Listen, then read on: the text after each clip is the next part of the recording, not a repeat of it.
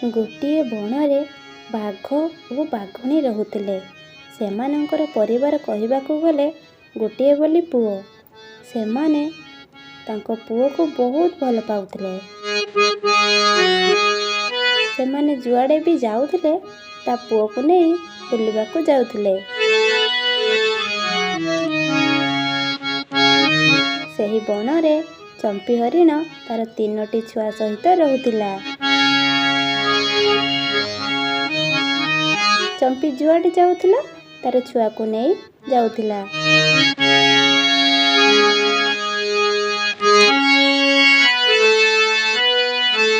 ଥରେ ବାଘ ବାଘୁଣୀ ତାର ଛୁଆକୁ ନେଇ ଖାଦ୍ୟ ଖୋଜିବାକୁ ବଣ ଭିତରକୁ ଗଲେ।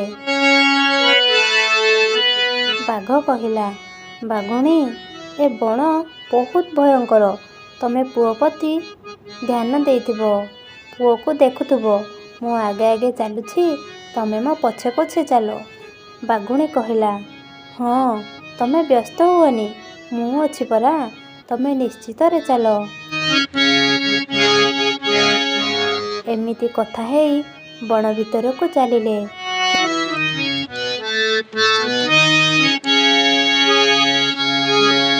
କିଛି ସମୟ ବିତିଗଲା।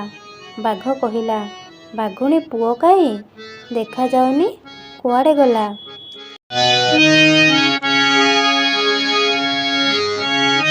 ବାଘୁଣୀ କହିଲା, ଏବେ ତ ପଛରେ ଥିଲା। ବାଘ କହିଲା, ମୁଁ ତୁମକୁ କହୁଛି, ପୁଅକୁ ଧ୍ୟାନ ଦେଇଥିବ, ତମେ ଧ୍ୟାନ ଦେଲନି, ପୁଅ କୁଆଡ଼େ ଚାଲିଗଲା? ହଉ, ଚାଲ ପୁଅକୁ ଖୋଜିବା। ବାଘ ବାଘୁଣୀ ପୁଅକୁ ଖୋଜିବାକୁ ଲାଗିଲେ, କିନ୍ତୁ ତାକୁ ମିଳିଲା ନାହିଁ। ସେମାନେ ମନ ଦୁଃଖରେ ଘରକୁ ଫେରିଲେ। ସେହି ବଣରେ ଚମ୍ପି ହରିଣ ତାର ଛୁଆ ସହିତ ବୁଲୁଥିଲା। ସେହି ହରିଣ ଛୁଆମାନଙ୍କୁ ଦେଖି ବାଘ ଛୁଆଟି ଆସି ତାଙ୍କ ସାଙ୍ଗରେ ଖେଳିବାକୁ ଲାଗିଲା।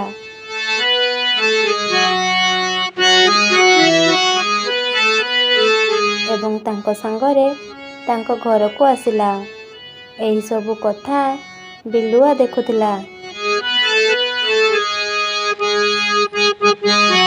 ଚମ୍ପି ହରିଣ ତାର ଛୁଆକୁ ଯେତିକି ଭଲ ପାଉଥିଲା, ବାଘ ଛୁଆକୁ ମଧ୍ୟ ସେତିକି ଭଲ ପାଉଥିଲା। ସେ ସେଇ ବାଘ ଛୁଆଟିକୁ ତା ପାଖରେ ରଖିଲା। କିଛି ଦିନ ବିତିଗଲା। ବାଘ ବାଘୁଣୀ ଛୁଆକୁ ନ ପାଇ ମନ ଦୁଃଖରେ ଥାନ୍ତି।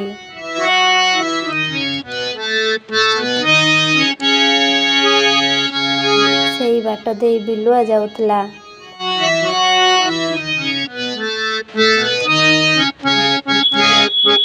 ବିଲୁଆ ପଚାରିଲା, ହଇଓ ବାଘ ମାମୁଁ, ଆଉ ଜଙ୍ଗଲ ଆଡ଼େ ଆସୁନ ଶିକାର କରିବାକୁ।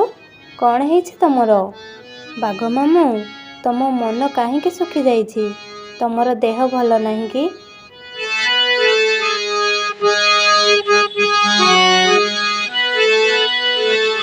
ବାଘୁଣୀ କହିଲା, ହଇଓ ବିଲୁଆ ଭାଇ, ଆମର ଗୋଟିଏ ଛୁଆ ଥିଲା, ସେ କିଛି ଦିନ ହବ ହଜିଯାଇଛି। ସେଥିପାଇଁ ତମ ବାଘ ମାମୁଁଙ୍କର ମନ ଦୁଃଖ ଅଛି।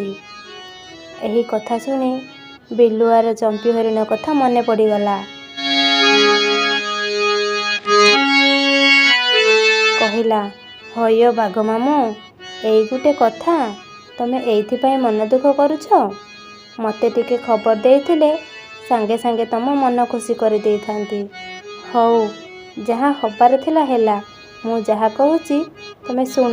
ମୁଁ ତମ ଛୁଆକୁ ଦେଖିଛି। ବାଘ କହିଲା, ଆରେ ବିଲୁଆ, ତୁ କହ, ମୋ ପୁଅ କୋଉଠି ଅଛି? ବିଲୁଆ କହିଲା, ମୁଁ ତମ ପୁଅକୁ ଚମ୍ପି ହରିଣ ପାଖରେ ଦେଖିଥିଲି। ବାଘ ମାମୁଁ, ଚାଲ ଯିବା ଚମ୍ପି ହରିଣ ପାଖକୁ।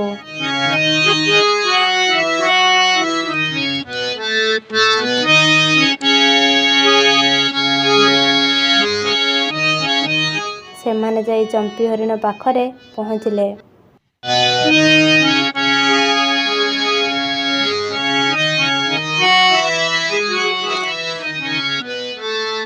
ଚମ୍ପି ହରିଣ ବାଘକୁ ଦେଖି ଡରିଗଲା, ଆଉ ଯାଇ ଲୁଚିଗଲା।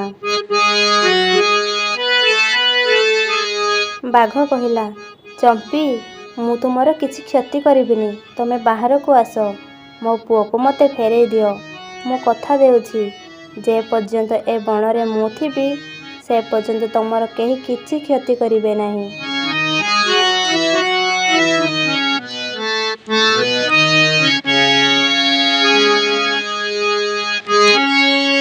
ଏହି କଥା ଶୁଣି ଚମ୍ପି ହରିଣ ବାଘ ଛୁଆକୁ ଦେଲା, ଆଉ ବାଘ ବାଘୁଣୀ ଛୁଆକୁ ନେଇ ଘରକୁ ଚାଲିଗଲେ।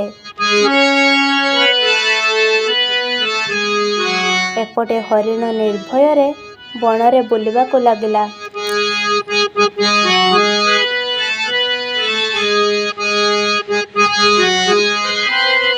ଜୟ ଜଗନ୍ନାଥ ସାଙ୍ଗମାନେ, ଯଦି ଏହି କାହାଣୀଟି ଆପଣମାନଙ୍କୁ ଭଲ ଲାଗିଥାଏ ତେବେ ଆମର ଏହି ନୂଆ ୟୁଟ୍ୟୁବ୍ ଚ୍ୟାନେଲଟିକୁ ସବସ୍କ୍ରାଇବ୍ କରନ୍ତୁ, ଲାଇକ୍ କରନ୍ତୁ ଏବଂ ଆପଣମାନଙ୍କ ସାଙ୍ଗସାଥିମାନଙ୍କ ସହିତ ସେୟାର କରନ୍ତୁ। ଜୟ ଜଗନ୍ନାଥ।